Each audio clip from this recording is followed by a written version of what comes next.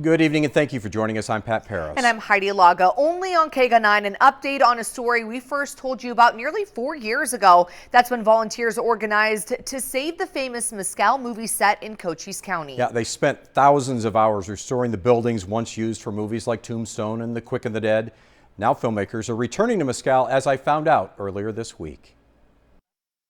Action. Movie making is back at Mescal Movie Set. This is an exclusive look at filming this week of a docudrama called Outriding the Devil. It's an iconic site for Arizona. It's historic. Erin Mitchell is producing the film. She applauds the Karchner family for buying the property before it was torn down, and the volunteers for their hard work restoring the old western town. We're just so excited to give them the business and help to keep this place running. Outriding the Devil is the inspirational story of world champion barrel racer Angela Ganter. She won her battle with cancer and completed an improbable comeback in her sport.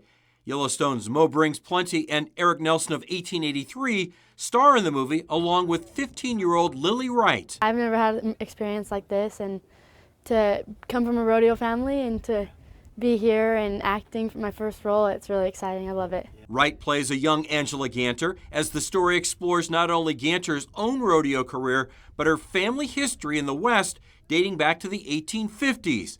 That's where Mescal comes in. Pretty epic. Got to do my first acting debut on this set here in Mescal. It was pretty neat, yeah. The history of the movie set isn't lost on country star Chancey Williams, also making his acting debut. I've been here about 3 days and just keep looking around and in awe of, when I showed up the other day, I felt like I'd been here because of all the movies I'd seen.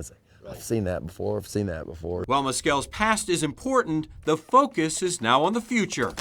Now that the strikes are over, that we were with the writer's strike and the actor's strike, things are starting to pick up again. Mescal's marketing director Mark Sankey says Outriding the Devil is part of a busy start to 2025. We're actually talking to almost 40 different films now.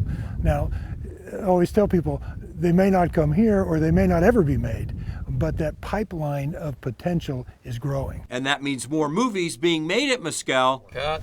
That's one. And more money coming into the Cochise County economy.